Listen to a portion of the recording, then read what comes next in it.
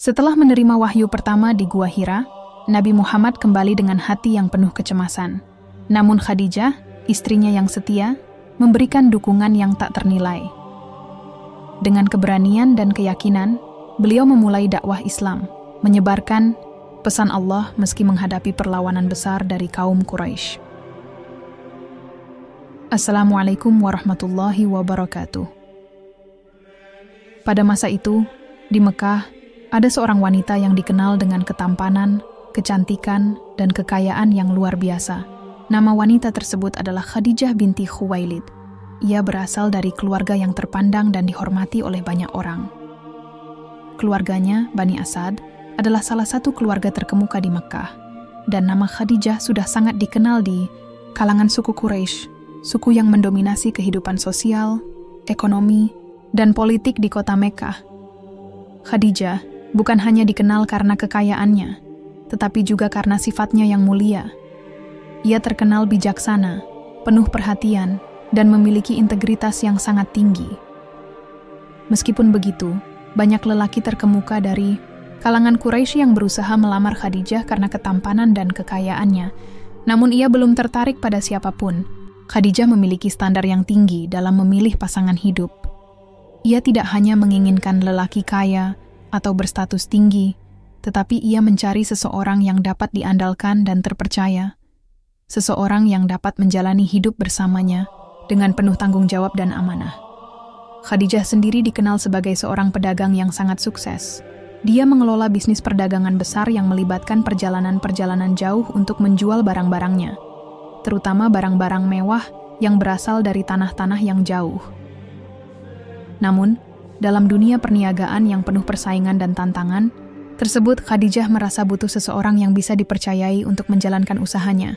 Seiring berjalannya waktu, ia pun mulai mencari seseorang yang dapat membantu mengelola bisnisnya dengan amanah, jujur, dan profesional. Meskipun banyak lelaki yang berusaha mendekatinya, Khadijah adalah wanita yang bijaksana. Ia tidak mudah terburu-buru dalam memilih pasangan hidup.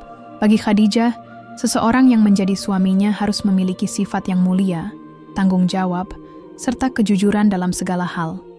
Ia lebih memilih untuk mengembangkan bisnisnya daripada terjebak dalam pernikahan yang tidak didasari oleh rasa, saling pengertian dan kepercayaan. Dalam menjalankan bisnisnya, Khadijah membutuhkan seseorang yang tidak hanya cakap dalam berdagang, tetapi juga dapat dipercaya. Karena itu, ia memutuskan untuk mencari orang yang bisa menjadi mitra dagangnya. Di tengah pencariannya, Khadijah mendengar tentang seorang pemuda yang bernama Muhammad bin Abdullah. Muhammad dikenal sebagai seorang yang amanah, jujur, dan sangat dapat dipercaya, meskipun pada saat itu ia masih sangat muda. Khadijah lalu meminta seseorang yang dihormati oleh keluarga Quraisy, yaitu Abu Thalib, untuk memberikan rekomendasi mengenai Muhammad. Abu Thalib, yang merupakan paman Nabi Muhammad, berbicara dengan penuh keyakinan tentang kejujuran dan karakter luar biasa yang dimiliki oleh keponakannya. Ia menggambarkan Muhammad sebagai sosok yang tidak hanya cerdas, tetapi juga selalu menepati janji dan sangat berintegritas. Setelah mendengar penjelasan tersebut, Khadijah merasa yakin bahwa Muhammad adalah orang yang tepat untuk membantu menjalankan usahanya. Khadijah akhirnya memutuskan untuk menawarkan Muhammad pekerjaan untuk berdagang. Ia mengirim utusan untuk menghubungi Muhammad dan mengajaknya bekerja sama. Tawaran ini diterima dengan penuh rasa syukur oleh Nabi Muhammad, yang memang mencari peluang untuk membantu keluarganya serta memperbaiki perekonomiannya. Setelah menerima tawaran tersebut, Nabi Muhammad pun bersiap untuk melakukan perjalanan dagang ke Syam, sebuah wilayah yang terkenal dengan pasar-pasar yang ramai dan menjadi pusat perdagangan antara Arab dan berbagai negara lainnya. Dalam perjalanan ini, Khadijah tidak hanya mengirimkan Muhammad untuk berdagang, tetapi juga memberikan kepercayaan penuh kepadanya untuk menjalankan bisnis dengan sebaik-baiknya. Muhammad pun berangkat bersama Maisarah, seorang budak yang dimiliki oleh Khadijah dan sering dipercaya untuk mendampingi para pedagang. Sepanjang perjalanan ke Syam, banyak hal yang menarik terjadi. Sebagai seorang pedagang yang sangat cermat, Muhammad tidak hanya mengandalkan keterampilan dalam berdagang, tetapi juga menggunakan prinsip-prinsip yang sangat luhur dalam melakukan transaksi. Ia selalu memastikan bahwa harga yang ia tawarkan adalah harga yang adil dan tidak pernah mencoba untuk menipu atau merugikan orang lain. Kejujuran dan amanah yang ia tunjukkan dalam setiap transaksi membuat banyak orang terkesan, termasuk para pedagang di Syam. Namun, yang lebih menarik adalah bahwa keuntungan yang diperoleh dari perjalanan ini sangat besar. Muhammad tidak hanya sukses dalam membawa barang dagangan yang laku keras, tetapi juga berhasil membuat hubungan bisnis yang menguntungkan dengan para pedagang lokal di Syam. Hal ini tentu saja menunjukkan bahwa bukan hanya sekadar keberuntungan, tetapi juga kemampuan dan karakter luar biasa yang dimiliki oleh Muhammad yang membuat dagangannya laris manis. Maisarah, yang turut serta dalam perjalanan ini, sangat terkesan dengan cara Muhammad menjalankan bisnisnya. Selain kejujurannya, Maisarah juga melihat bahwa Muhammad memiliki sikap yang sangat berbeda dari orang lain. Selama perjalanan, Muhammad selalu menjaga amanah dan selalu mengutamakan kepentingan orang lain. Ia tidak pernah mencampuri urusan pribadi dalam pekerjaan dan selalu menjaga hubungan yang baik dengan siapapun yang ditemui. Selama perjalanan, tak jarang Muhammad menunjukkan sikap yang sangat bijaksana dalam menghadapi berbagai situasi yang sulit. Pada suatu ketika, ada seorang pedagang yang mencoba menipu dalam transaksi. Namun, dengan cara yang sangat elegan, Muhammad berhasil menyelesaikan masalah tersebut tanpa menyinggung perasaan orang lain dan tetap menjaga kehormatan dirinya, serta orang yang terlibat. Ini adalah salah satu contoh nyata dari sikap adil dan amanah yang dimilikinya, yang membuatnya semakin dihormati oleh orang-orang yang berinteraksi dengannya. Khadijah, yang mendapatkan laporan tentang keberhasilan perjalanan tersebut, merasa sangat senang dan bangga. Hasil keuntungan yang didapat dari perdagangan ini jauh melebihi ekspektasinya. Tidak hanya itu, Khadijah juga merasa semakin yakin bahwa Muhammad adalah sosok yang tepat untuk menjadi mitra bisnisnya. Bahkan mungkin lebih dari itu, seorang teman hidup yang bisa diajak berbagi nilai-nilai luhur. Setelah kembali dari perjalanan ke Syam, Muhammad dan Maisarah kembali ke Mekah. Mereka membawa berita yang sangat menggembirakan bagi Khadijah. Keuntungan besar yang didapatkan dari perjalanan dagang tersebut bukan hanya tentang uang, tetapi juga tentang bagaimana Muhammad berhasil membangun hubungan yang baik dengan para pedagang dan memastikan semua urusan berjalan dengan lancar. Namun, ada hal lain yang lebih menarik perhatian Maisarah. Sepanjang perjalanan, ia menyaksikan kejujuran dan akhlak Muhammad yang luar biasa. Maisarah, yang telah berkeliling bersama banyak pedagang, merasa bahwa Muhammad adalah orang yang berbeda. Ia menyaksikan bahwa selain jujur dalam berdagang, Muhammad juga sangat perhatian terhadap orang lain, baik terhadap sesama pedagang maupun terhadap orang-orang yang lebih rendah status sosialnya. Bahkan, ia memperlakukan Maisarah dengan sangat baik, seperti seorang sahabat, dan selalu memastikan bahwa ia merasa nyaman selama perjalanan. Selain itu, Maisarah juga menyaksikan beberapa kejadian luar biasa yang membuatnya semakin yakin bahwa Muhammad adalah seorang yang istimewa. Pada suatu saat, ia melihat awan yang selalu menaungi Muhammad, seolah melindunginya dari terik panas matahari.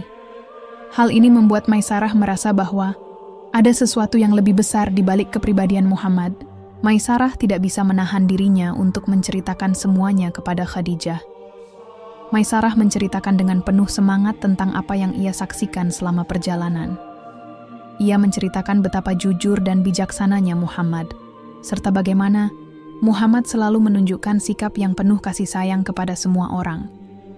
Ia juga bercerita tentang kejadian-kejadian aneh yang ia lihat, seperti awan yang menaungi Muhammad, serta berbagai tanda-tanda lain yang menurutnya menunjukkan bahwa Muhammad bukanlah orang biasa. Khadijah mulai merasa ada ketertarikan yang lebih dari sekadar rasa hormat terhadapnya sebagai mitra dagang. Kejujuran dan integritas yang ditunjukkan oleh Muhammad sangat mengesankan Khadijah, seorang wanita yang sudah lama terbiasa dengan dunia bisnis dan mengenal banyak orang. Namun, apa yang membuat Muhammad berbeda adalah sifatnya yang tidak hanya bisa diandalkan dalam urusan perdagangan, tetapi juga dalam hubungan interpersonal. Khadijah merasa ada sesuatu yang istimewa dalam diri Muhammad.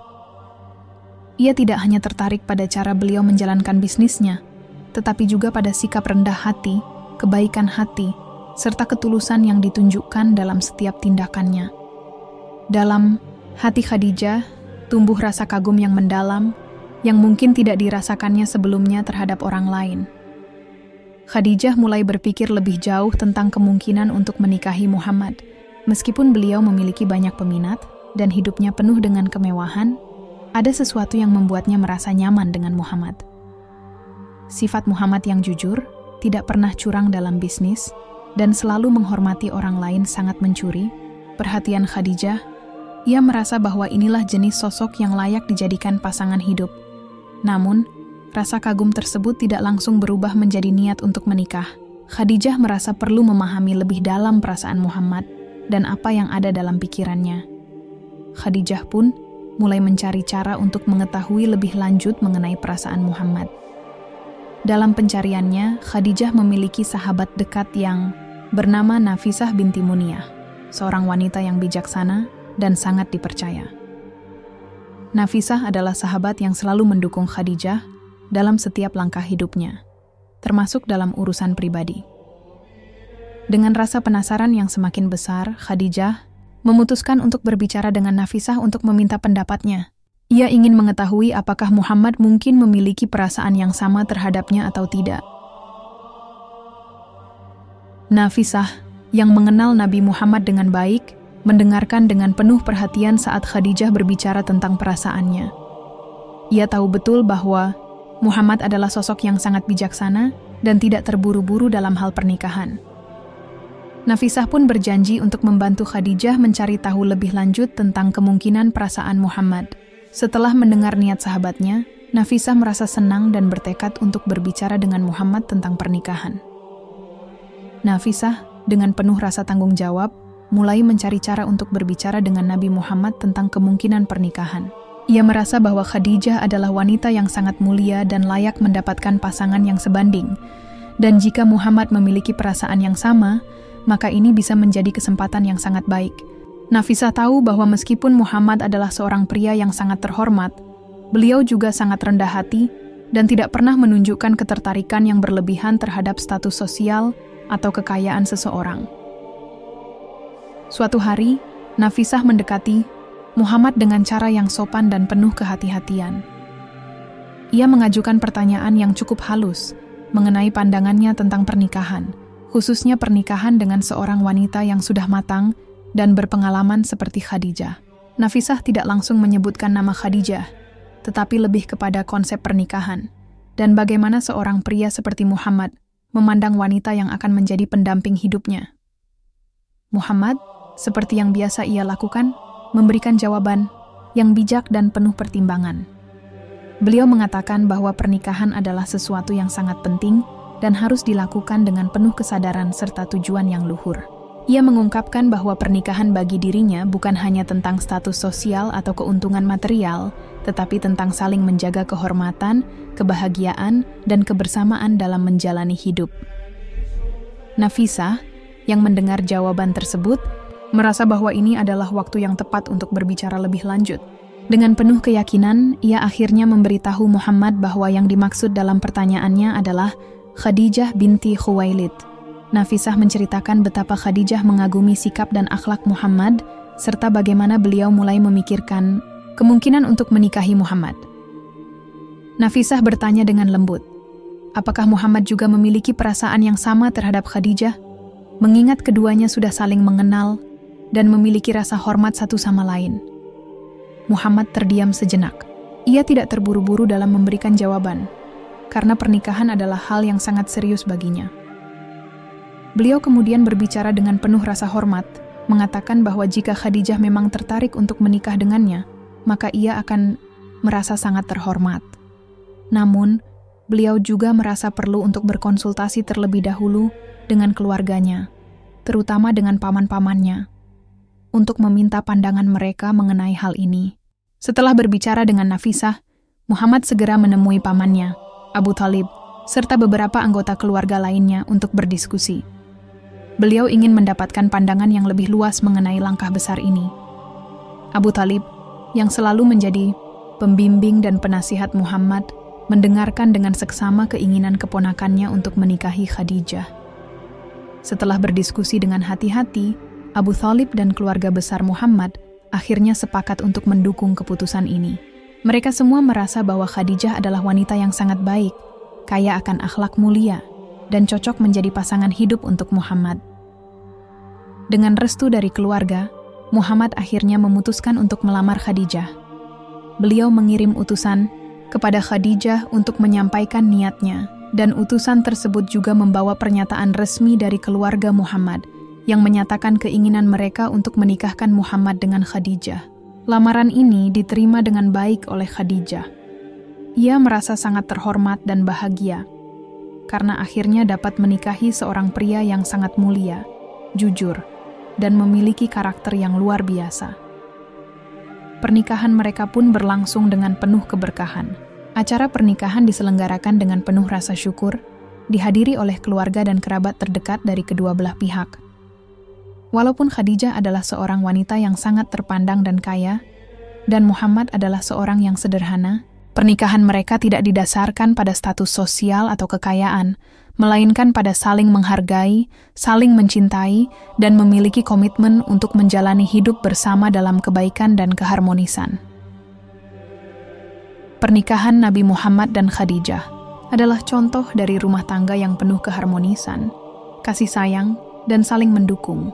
Sebagai seorang istri, Khadijah bukan hanya mendampingi suaminya dalam kehidupan sehari-hari, tetapi juga memberikan dukungan penuh terhadap setiap langkah dan perjuangan Muhammad. Meskipun saat itu Nabi Muhammad belum menerima wahyu dan hidup, mereka tidak selalu mudah. Khadijah selalu menjadi pilar yang kokoh bagi Nabi.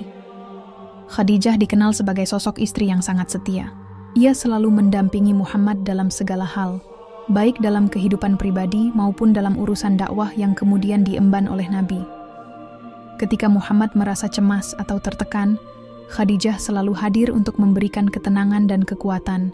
Setelah pertama kali menerima wahyu dari malaikat Jibril di Gua Hira, Muhammad merasa ketakutan dan bingung. Namun Khadijah tidak hanya memberikan dukungan emosional, tetapi juga memberikan keyakinan bahwa apa yang diterima oleh Muhammad adalah sebuah kebenaran. Sebagai seorang wanita yang sangat bijaksana dan penuh perhatian, Khadijah selalu menempatkan kebahagiaan suaminya sebagai prioritas. Ia tidak hanya membantu Nabi dalam urusan rumah tangga, tetapi juga berbagi semangat dalam misi dakwah yang mulai berkembang. Meskipun banyak cobaan yang datang, Khadijah selalu menjaga hubungan mereka dengan penuh kasih sayang dan pengertian.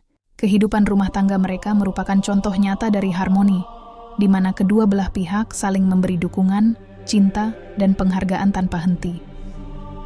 Muhammad, yang dikenal sebagai seorang yang sangat perhatian dan penyayang terhadap istrinya, juga menunjukkan sikap yang luar biasa terhadap Khadijah.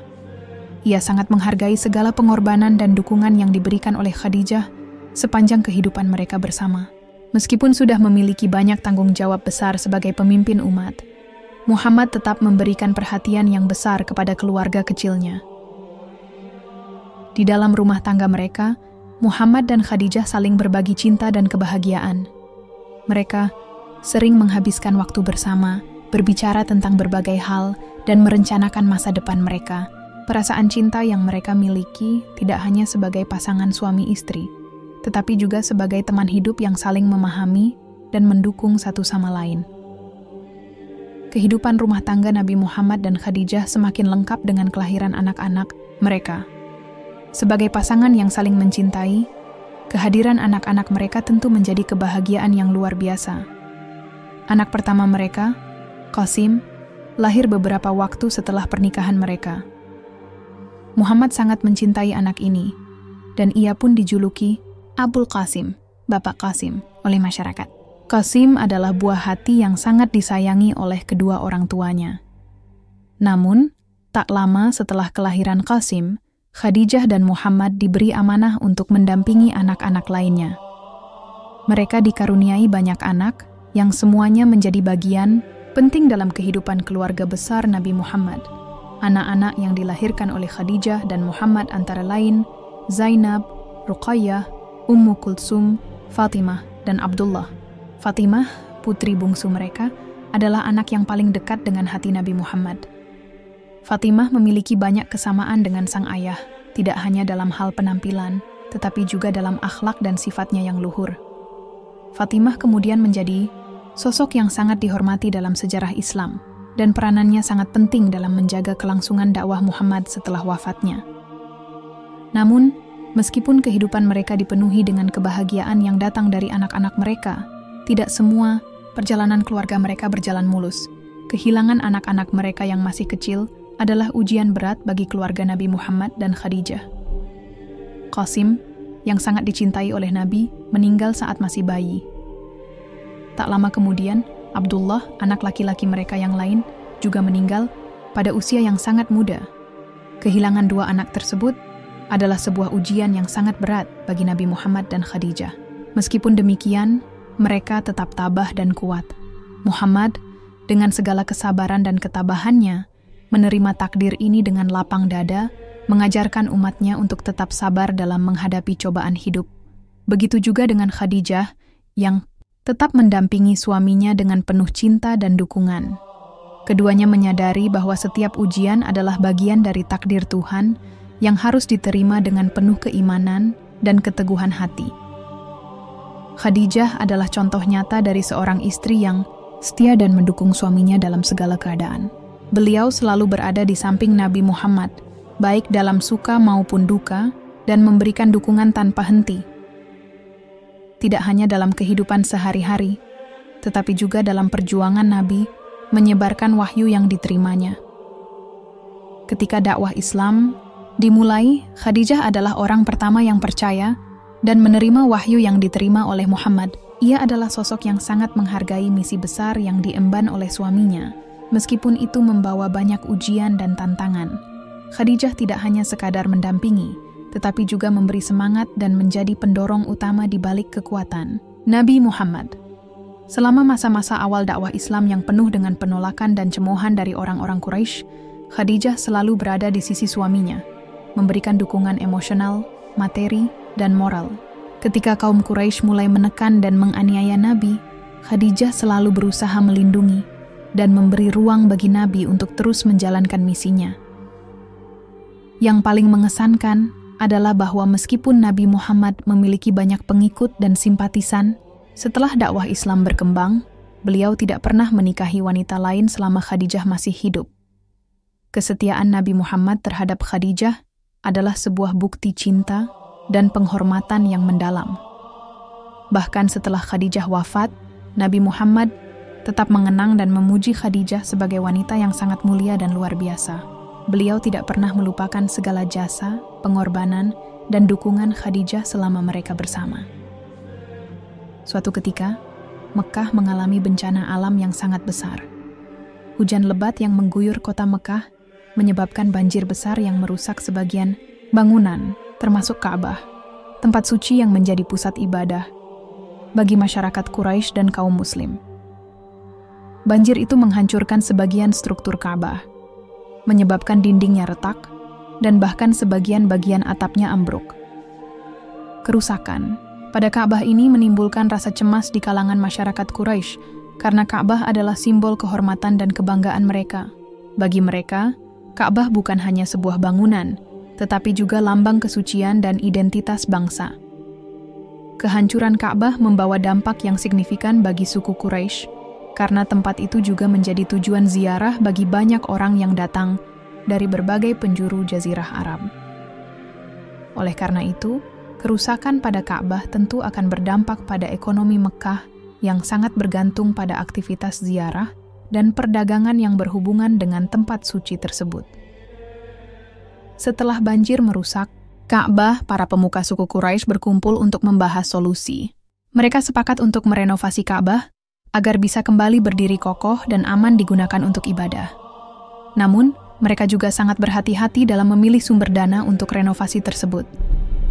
Mereka memutuskan untuk hanya menggunakan harta yang halal dan bersih dari segala bentuk penipuan atau kejahatan, karena Ka'bah adalah tempat yang sangat suci dan harus dibangun dengan cara yang baik dan sesuai dengan prinsip-prinsip agama mereka. Proses renovasi ini menjadi pekerjaan besar yang melibatkan seluruh suku Quraisy. Setiap suku di Mekah, dari yang paling besar hingga yang terkecil, turut menyumbangkan dana dan tenaga untuk memperbaiki Ka'bah. Dengan semangat persatuan, Mereka bekerja bersama-sama untuk memastikan bahwa Ka'bah bisa dibangun kembali dengan cara yang terbaik. Proyek ini berlangsung dengan penuh kehati-hatian dan kebersamaan, menggambarkan bagaimana masyarakat Quraisy, meskipun sering terlibat dalam perselisihan dan perbedaan, bisa bersatu ketika menghadapi masalah besar yang menyangkut kepentingan bersama. Setelah beberapa waktu bekerja keras, Ka'bah pun selesai direnovasi. Bangunan yang kokoh dan indah itu kini berdiri dengan gagah, siap untuk kembali menjadi tempat ibadah dan pusat kehidupan spiritual bagi umat di seluruh Jazirah Arab. Masyarakat Quraisy merasa bangga dengan hasil kerja keras mereka, namun mereka juga menyadari bahwa proses renovasi ini membawa mereka pada ujian baru yang lebih besar. Setelah renovasi Ka'bah selesai, ada satu masalah besar yang harus segera diselesaikan oleh suku Quraisy, peletakan Hajar Aswad. Batu hitam yang sangat dihormati itu terletak di sudut Ka'bah dan menjadi salah satu titik ibadah yang paling penting bagi para jemaah haji. Hajar Aswad telah ada sejak zaman Nabi Ibrahim, dan bagi masyarakat Quraisy, meletakkan batu ini adalah kehormatan yang sangat besar. Namun karena kerusakan Ka'bah, Hajar Aswad harus dipindahkan sementara, dan kini, setelah renovasi selesai, batu itu harus diletakkan kembali pada posisinya yang semula. Namun masalah besar muncul di sini. Terdapat beberapa suku Quraisy yang merasa bahwa mereka memiliki hak untuk meletakkan Hajar Aswad di tempatnya. Setiap suku merasa bahwa merekalah yang lebih layak untuk mendapat kehormatan tersebut, mengingat kedudukan mereka dalam masyarakat Mekah. Hal ini menyebabkan ketegangan yang cukup besar di antara mereka, dan perbedaan pendapat semakin memperburuk situasi. Ketegangan ini bisa saja memicu perselisihan besar jika tidak segera ditangani dengan bijaksana. Di tengah kebingungan dan ketegangan yang melanda, para pemuka suku Quraisy sepakat untuk mencari solusi yang adil. Setelah berdiskusi panjang, mereka akhirnya sepakat untuk meminta pendapat seorang yang sangat dihormati dan bijaksana untuk menjadi penengah dalam masalah ini. Nama yang muncul sebagai solusi adalah Muhammad bin Abdullah, yang pada saat itu sudah dikenal sebagai sosok yang jujur, adil, dan penuh hikmah. Meskipun beliau masih muda, reputasi Nabi Muhammad yang luar biasa dalam menyelesaikan masalah besar telah membuatnya dikenal sebagai sosok yang tepat untuk memimpin penyelesaian perselisihan ini. Muhammad kemudian dipanggil untuk menyelesaikan masalah tersebut. Ketika beliau datang ke tempat pertemuan para pemuka suku Quraisy, beliau dengan tenang mendengarkan keluhan dan argumen dari masing-masing suku yang terlibat dalam perselisihan. Setelah mendengar semuanya, Muhammad mengusulkan sebuah solusi yang sangat bijaksana dan penuh kebijaksanaan. Nabi Muhammad meminta kepada para pemuka suku Quraisy untuk memberikan sebuah kain besar. Kemudian, beliau meletakkan Hajar Aswad di atas kain tersebut dan meminta masing-masing perwakilan suku untuk memegang ujung kain. Dengan cara ini, setiap suku merasa ikut terlibat dalam peletakan Hajar Aswad, dan mereka semua mengangkat batu suci tersebut bersama-sama menuju tempatnya yang semula di sudut Ka'bah. Dengan penuh kehati-hatian dan kerjasama, akhirnya Hajar Aswad diletakkan kembali dengan cara yang sangat mulia dan penuh kehormatan. Solusi yang diberikan oleh Nabi Muhammad ini diterima dengan sangat baik oleh seluruh suku Quraisy.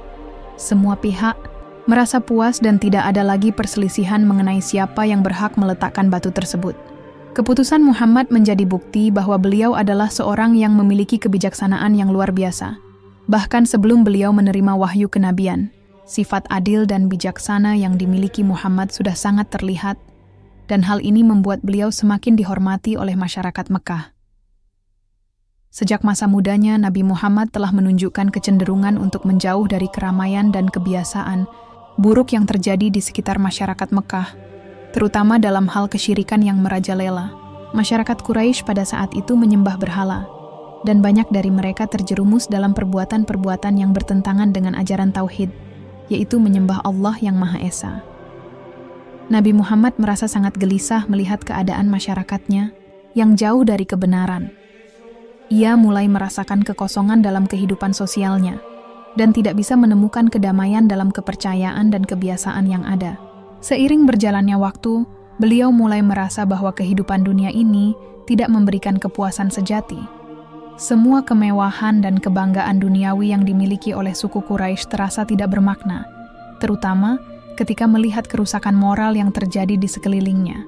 Keberagaman agama yang ada justru menambah kegelisahan dalam hatinya, dan Nabi merasa bahwa ada sesuatu yang lebih besar yang harus dicari dan dipahami. Untuk menenangkan pikirannya dan merenungkan kehidupan, Nabi Muhammad mulai memiliki kebiasaan untuk menyendiri di Gua Hira, sebuah gua yang terletak di bukit yang tidak jauh dari kota Mekah. Gua tersebut merupakan tempat yang tenang, jauh dari keramaian dan hiruk-pikuk kehidupan kota, di mana Nabi bisa merenung dengan lebih baik. Di sana beliau mencari kedamaian batin dan berpikir tentang kehidupan, keadilan, dan kondisi masyarakatnya. Momen ini menjadi saat-saat yang sangat penting bagi Nabi Muhammad, karena disinilah hati beliau mulai dipersiapkan untuk menerima wahyu besar yang akan mengubah seluruh arah hidup umat manusia. Di Gua Hira, Nabi sering berdoa dan beribadah, merasakan kesendirian yang penuh dengan kedamaian. Beliau memikirkan cara untuk mengubah nasib masyarakat yang terbelenggu oleh kemusyrikan dan mencari solusi bagi kesulitan yang dialami umat manusia. Setiap saat yang beliau habiskan di gua tersebut semakin memperdalam pencarian spiritual beliau. Tak ada yang tahu bahwa di tempat itulah hidup Nabi Muhammad akan segera berubah, dan tak lama lagi takdirnya sebagai utusan Allah akan dimulai. 6. Bulan sebelum kenabian, Nabi Muhammad mulai mengalami mimpi-mimpi yang nyata dan terang. Mimpi-mimpi tersebut tidak hanya sekadar mimpi biasa, tetapi terasa begitu hidup dan penuh dengan makna. Dalam mimpi-mimpi itu, Nabi melihat tanda-tanda yang menunjukkan bahwa sesuatu yang besar akan segera terjadi. Ia merasa bahwa hidupnya akan segera memasuki sebuah fase baru, namun belum sepenuhnya memahami apa yang akan datang. Suatu malam, ketika beliau sedang berada di Gua Hira, peristiwa yang luar biasa terjadi. Tiba-tiba, malaikat Jibril datang menampakkan diri kepada Nabi Muhammad dalam bentuk yang menakjubkan. Malaikat Jibril adalah malaikat yang dikenal sebagai pembawa wahyu dari Allah kepada para nabi dan rasul. Dalam pertemuan pertama itu, Jibril menyampaikan wahyu pertama yang akan menjadi fondasi ajaran Islam. Wahyu yang pertama kali diterima oleh Nabi Muhammad adalah surat Al-Alaq yang dimulai dengan ayat pertama. Bacalah dengan nama Tuhanmu yang menciptakan. Ayat ini menandakan bahwa Nabi Muhammad diperintahkan untuk membaca dan menyampaikan wahyu yang diberikan kepadanya, serta untuk mengajak umat manusia mengenal Allah, Tuhan yang menciptakan segala sesuatu. Wahyu ini sangat mengejutkan bagi Nabi Muhammad, karena sebelumnya beliau tidak pernah menduga bahwa dirinya akan dipilih sebagai penerima wahyu dan utusan Allah. Ketika menerima wahyu tersebut, Nabi merasa sangat terkejut dan cemas. Ia tidak mengetahui apa yang terjadi dan mengapa hal tersebut terjadi kepadanya. Meskipun beliau sudah sering merenung dan berdoa, peristiwa ini tetap sangat menakutkan dan membingungkan. Ketika Jibril meninggalkannya, Nabi Muhammad merasa kebingungan dan ketakutan. Namun dalam hatinya sudah muncul sebuah keyakinan bahwa apa yang baru saja terjadi adalah sebuah tanda yang besar. Setelah menerima wahyu pertama, Nabi Muhammad pulang ke rumah dalam keadaan gemetar dan cemas. Ia merasa seperti ada sesuatu yang besar yang baru saja terjadi, namun tidak dapat sepenuhnya memahami maknanya. Dalam keadaan bingung dan ketakutan, beliau segera menuju ke rumah Khadijah, istri tercinta, dan memohon untuk diselimuti. Ia berkata, dengan cemas, "Selimuti aku, selimuti aku." Khadijah, yang melihat suaminya dalam keadaan seperti itu, tentu saja sangat khawatir. Beliau segera menutupi tubuh Nabi dengan selimut untuk memberinya kenyamanan. Khadijah yang sangat mencintai Nabi Muhammad dan mengenalnya dengan baik, tahu bahwa suaminya adalah orang yang sangat bijaksana dan tidak pernah terburu-buru dalam mengambil keputusan. Oleh karena itu, ia merasa perlu untuk menenangkan Nabi Muhammad dan memberikan dukungan. Khadijah tahu bahwa perasaan cemas yang dialami oleh Nabi Muhammad bukanlah hal yang biasa, dan ia bertekad untuk membantu suaminya mencari pemahaman yang lebih baik mengenai kejadian yang baru saja terjadi. Khadijah, dengan kasih sayang dan ketenangannya, membawa Nabi Muhammad untuk menemui Waraqah bin Naufal, seorang saudara sepupu Khadijah yang dikenal sebagai seorang bijaksana dan cendekiawan. Waraqah adalah seorang yang telah mempelajari kitab-kitab sebelumnya, dan meskipun ia sudah lanjut usia dan buta, beliau sangat dihormati dalam masyarakat. Waraqah memiliki pengetahuan tentang wahyu dan agama-agama sebelumnya, sehingga Khadijah berharap bahwa ia dapat memberi penjelasan yang baik kepada Nabi Muhammad mengenai peristiwa yang baru saja terjadi. Setelah mendengar cerita dari Nabi Muhammad tentang apa yang beliau alami, Waraqah segera mengenali bahwa ini adalah wahyu dari Allah yang sama yang diterima oleh nabi-nabi sebelumnya, seperti Nabi Musa dan Nabi Isa. Waraqah berkata dengan penuh keyakinan, "Ini adalah wahyu yang diberikan kepada Musa. Kamu adalah nabi yang diutus oleh Allah untuk umat ini." Kata-kata Waraqah memberikan kelegaan dan keyakinan bagi Nabi Muhammad, meskipun beliau masih merasa terkejut dan takut dengan peran besar yang baru saja ditunjukkan kepadanya.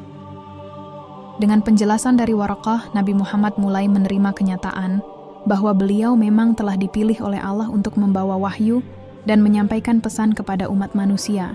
Ini adalah awal dari perjalanan panjang beliau sebagai seorang nabi dan rasul yang akan mengubah dunia. Kejadian ini menjadi titik balik dalam hidup Nabi Muhammad, dan beliau mulai menyadari tanggung jawab besar yang ada di pundaknya. Setelah menerima wahyu pertama dari malaikat Jibril, Nabi Muhammad menyadari bahwa tugas berat telah dimulai. Allah telah memilihnya untuk menjadi utusannya dan membawa petunjuk hidup yang benar bagi umat manusia. Namun, Nabi Muhammad tahu bahwa ini bukanlah tugas yang mudah.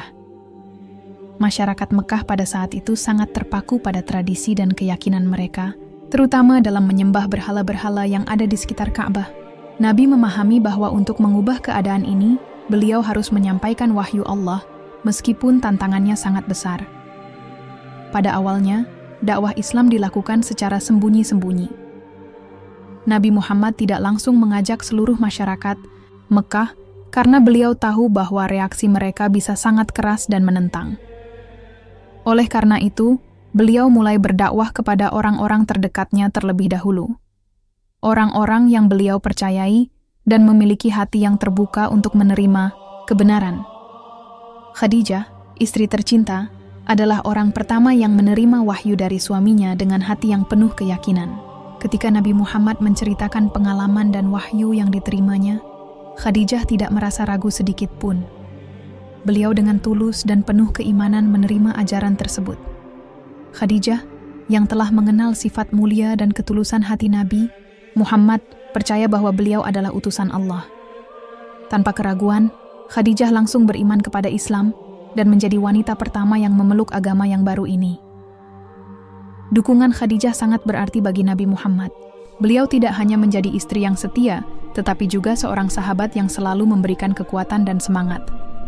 Ketika dunia luar mulai menentang, Khadijah tetap berada di samping suaminya dengan penuh keyakinan. Peran Khadijah sebagai orang pertama yang beriman sangat besar dalam memberi keberanian kepada Nabi Muhammad untuk terus melangkah.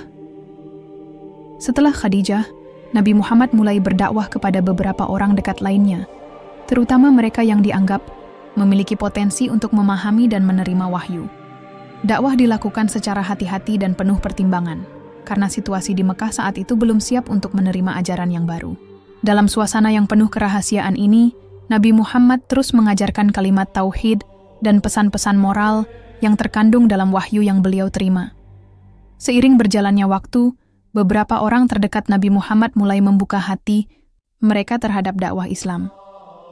Mereka adalah orang-orang yang sudah lama mengenal kepribadian Nabi Muhammad, dan mereka tahu bahwa beliau adalah sosok yang sangat jujur dan amanah. Ketika mendengar ajaran yang disampaikan oleh Nabi, mereka merasa yakin bahwa inilah kebenaran yang mereka cari selama ini. Di antara orang pertama yang memeluk Islam adalah Ali bin Abi Thalib, sepupu Nabi Muhammad, dan anak dari Abu Thalib, paman Nabi yang telah membesarkannya. Ali pada waktu itu masih sangat muda, tetapi dengan cepat menerima ajaran Islam setelah mendengarnya dari Nabi Muhammad. Ali dikenal sebagai pemuda yang cerdas dan pemberani, dan dia memiliki hubungan yang sangat dekat dengan Nabi Muhammad. Keputusan Ali untuk menjadi Muslim tidak hanya menunjukkan ketulusan hatinya, tetapi juga menjadi simbol penting bagi generasi muda Mekah yang mulai tertarik dengan ajaran Islam. Abu Bakar As-Siddiq, sahabat terdekat Nabi yang juga merupakan satu orang pertama yang memeluk Islam, memiliki peran yang sangat besar dalam penyebaran agama Islam di kalangan sahabat-sahabat Nabi yang lainnya. Abu Bakar adalah seorang pedagang yang terkenal jujur dan memiliki kedudukan tinggi di masyarakat Quraisy. Ketika ia mendengar dakwah Nabi Muhammad, hatinya terbuka dan ia langsung menerima Islam tanpa keraguan. Abu Bakar adalah sosok yang sangat mendalam pengaruhnya dalam dakwah Islam, karena ia mengajak banyak sahabat-sahabatnya untuk memeluk Islam, termasuk beberapa tokoh penting di kalangan Quraisy. Salah satu orang yang diajak oleh Abu Bakar untuk memeluk Islam adalah Utsman bin Affan, seorang pemuda kaya yang berasal dari keluarga terpandang di Mekah. Utsman segera menerima Islam dan menjadi salah satu sahabat terkemuka Nabi Muhammad.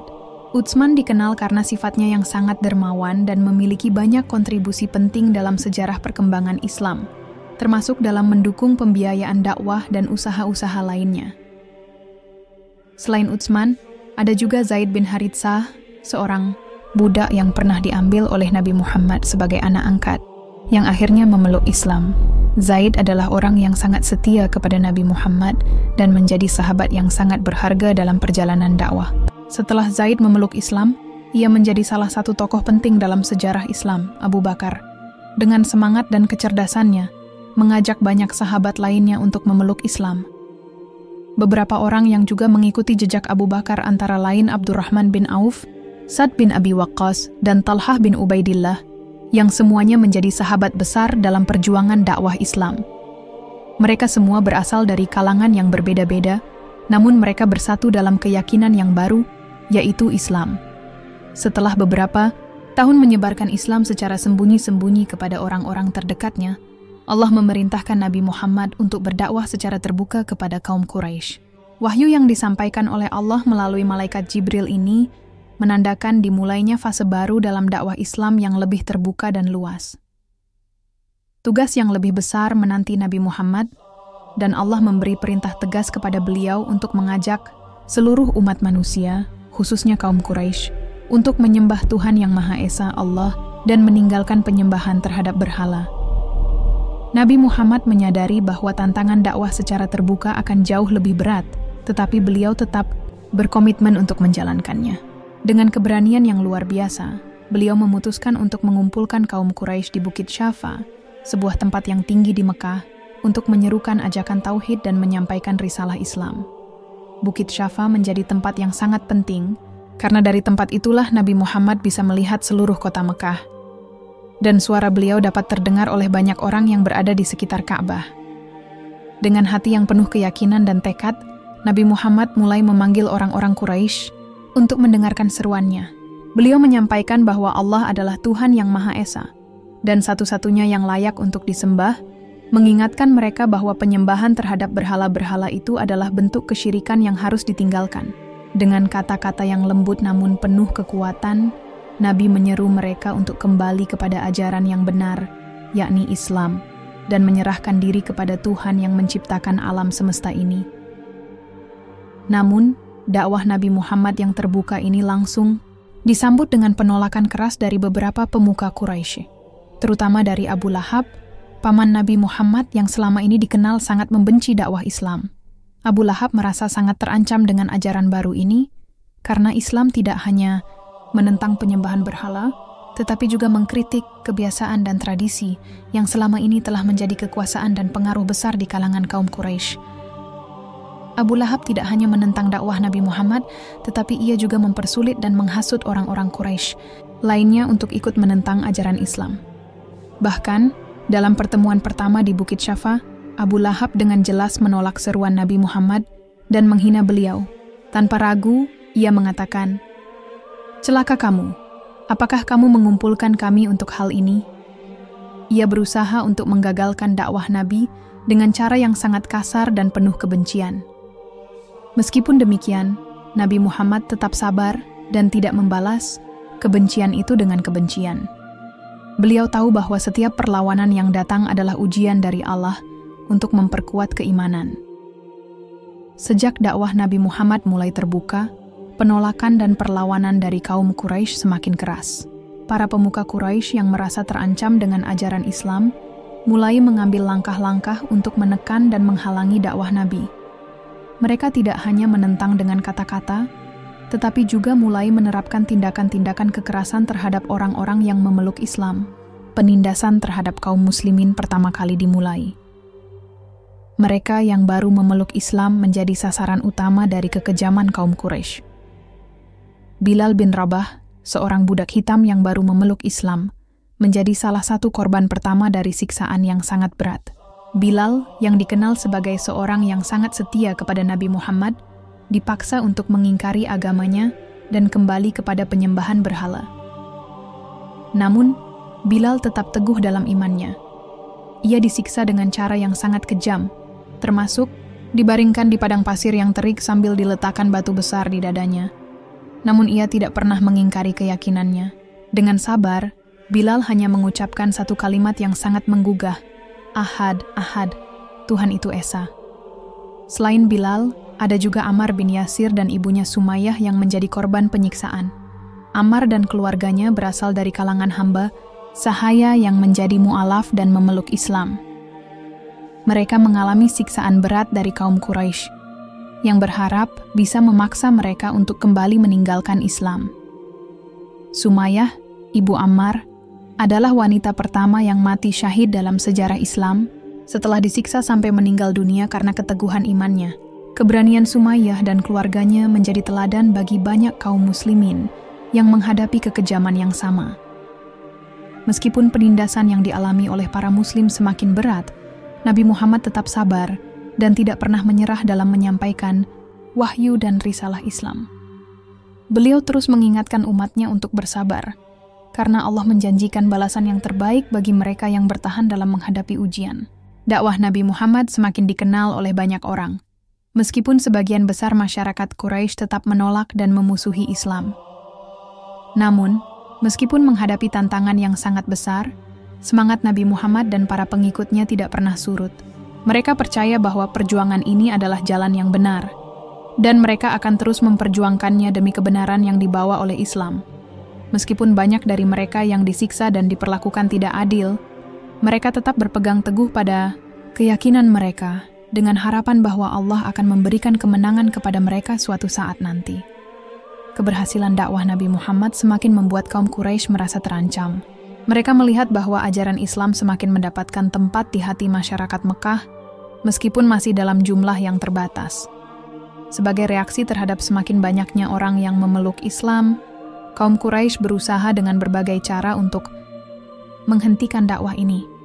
Salah satu taktik yang mereka gunakan adalah memboikot kaum muslimin, terutama keluarga Bani Hashim dan Bani Muthalib, yang merupakan keluarga besar Nabi Muhammad. Pemboikotan ini dimulai dengan keputusan untuk memutuskan hubungan dagang, sosial, dan pernikahan dengan keluarga Nabi Muhammad.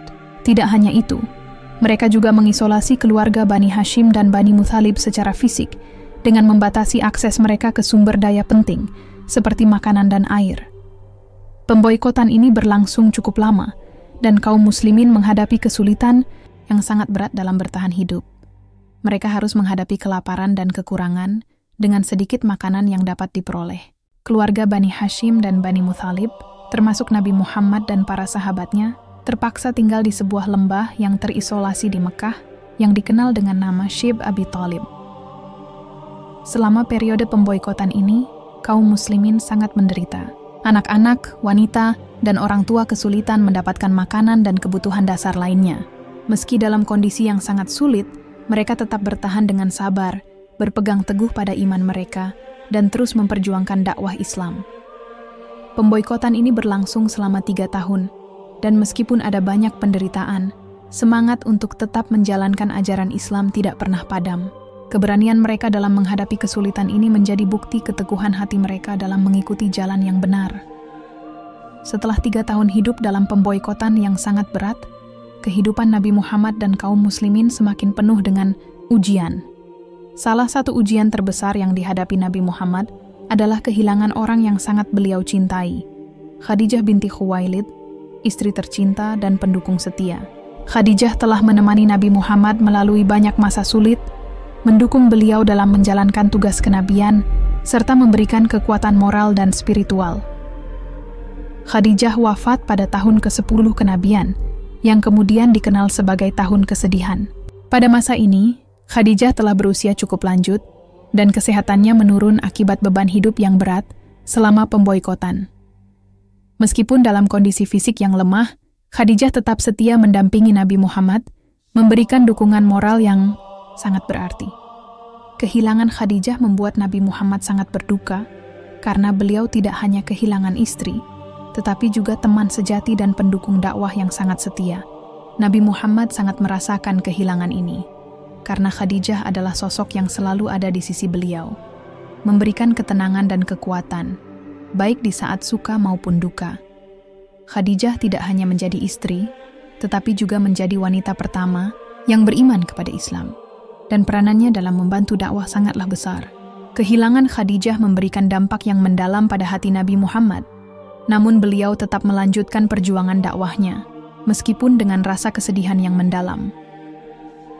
Setelah kehilangan Khadijah dan menghadapi berbagai ujian dalam pemboikotan, Nabi Muhammad tahu bahwa dakwah Islam harus terus berkembang meskipun tantangan yang semakin berat.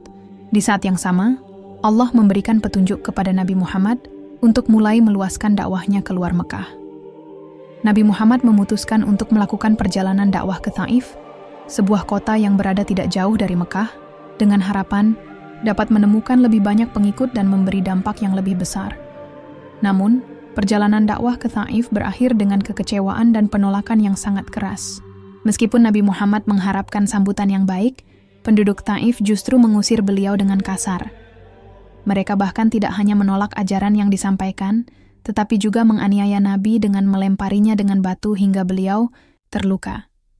Nabi Muhammad sangat terluka oleh perlakuan ini, tetapi beliau tetap sabar dan tidak membalas perlakuan buruk tersebut. Beliau berdoa kepada Allah dengan penuh kerendahan hati, memohon agar umat Islam diberikan petunjuk dan kekuatan. Peristiwa ini menunjukkan betapa beratnya perjuangan Nabi Muhammad dalam menyebarkan Islam. Meskipun ditolak dan disakiti, beliau tetap tegar dan tidak patah semangat. Perjalanan ini menjadi salah satu bagian penting dalam perjalanan dakwah Islam, yang mengajarkan umat Islam untuk bersabar dan terus berjuang meskipun menghadapi tantangan yang besar. Di tengah kesedihan dan kesulitan ini, Nabi Muhammad menerima peristiwa luar biasa yang dikenal dengan Isra dan Mi'raj. Pada malam hari, Allah membawa Nabi Muhammad dalam perjalanan spiritual yang sangat penting. Nabi Muhammad diperjalankan dari Masjid Al-Haram di Mekah ke Masjid Al-Aqsa di Yerusalem, dan kemudian naik ke langit Mi'raj untuk bertemu dengan Allah. Dalam peristiwa ini, Nabi Muhammad menerima perintah penting untuk umat Islam, yaitu sholat 5 waktu. Sholat menjadi kewajiban utama bagi setiap muslim, sebagai bentuk ibadah yang sangat mendekatkan diri kepada Allah. Peristiwa Isra dan Mi'raj ini memberikan penguatan bagi Nabi Muhammad dan umat Islam untuk terus melanjutkan dakwah, meskipun dihadapkan pada berbagai rintangan. Nabi Muhammad mendapatkan kekuatan baru dalam perjalanan hidupnya, dan beliau semakin yakin bahwa Allah akan selalu mendukung perjuangan Islam.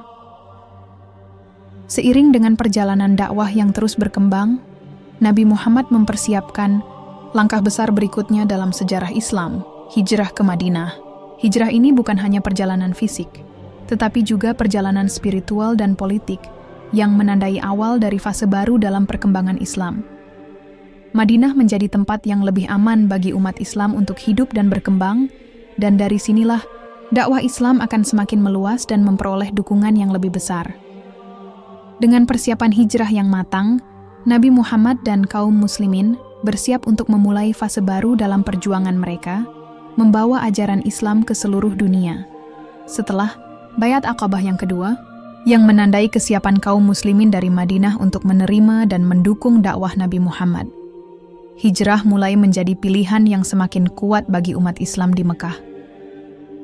Keadaan di Mekah sudah semakin tidak kondusif bagi kaum muslimin.